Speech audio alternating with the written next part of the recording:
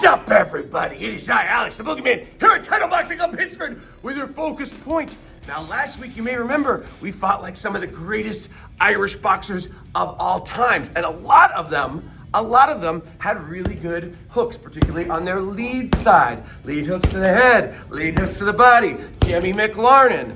But I noticed something, and it's something I've talked about a lot before, but I noticed a lot of people throwing hooks in a way that I thought was dangerous. So I'm interrupting our regularly scheduled program for a special alert on how to throw hooks properly because I don't want anyone to get hurt, that is for sure.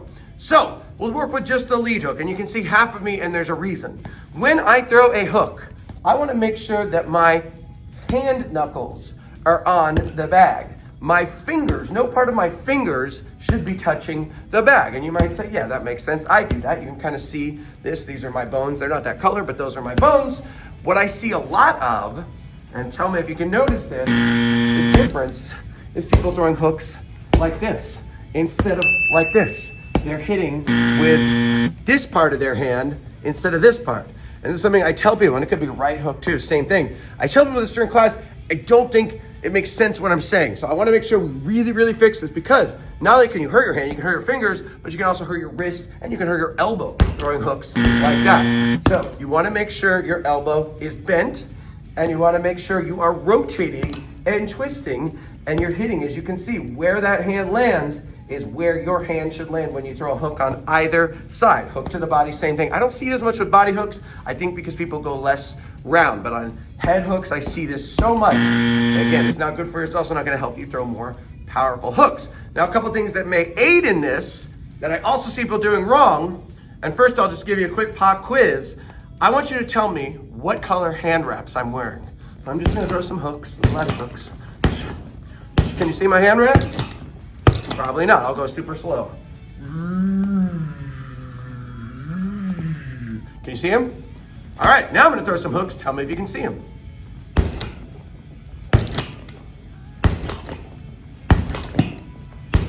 A lot of people throw hooks like that. Also, did you see what color they are? They're green. I should never be able to see this part of your hand when you throw hooks. Never, but I see it a lot. People throw hooks like big, long Frankenstein hooks. You need a bent elbow. Your hook should always be bent. Now, one reason I think people struggle for that is because they don't get that rotation and that twisting back. You're turning your hip. Whatever hook you're throwing, that hip is turning, and you're turning your same side foot as well just to facilitate hip rotation. We talk about this all the time. I know you've heard it a million times, but a lot of times I think people think arms, so they're swinging their arms like that. Again, this is dangerous. This is not good for you. It would not be a particularly effective hook. It would take too long. It'd be too easy to see. So stop it. Knock it out. Even if you have to throw a longer distance hook, like I'll step back, throw a long hook. Even then, you still can't see my wrist because my hand is never going past my elbow. Your hand should never go to the outside of your elbow. The elbow comes out, and even if I throw a long distance hook and lengthen my arm so it's almost straight, you're still not seeing my hand come out past my elbow. That is critical. Another thing as well is getting closer. If you're throwing hooks from too far away, it's more likely that you're going to be doing this and hitting the side of the hands because this is a closer range punch. So get closer to your bag. Say this a lot too. Make sure you're hitting that bag in close range for hooks. You don't need to be far away. Now you might say, well, what about when we throw, like, let's say a jab cross hook? My jab cross says I want to extend my arms, and if I throw my hook, I'll miss. It could happen. Sometimes the bags will move back and it'll all work out. But you can also do what I like to do, which is step into my jab cross so I'm nice and close for that hook.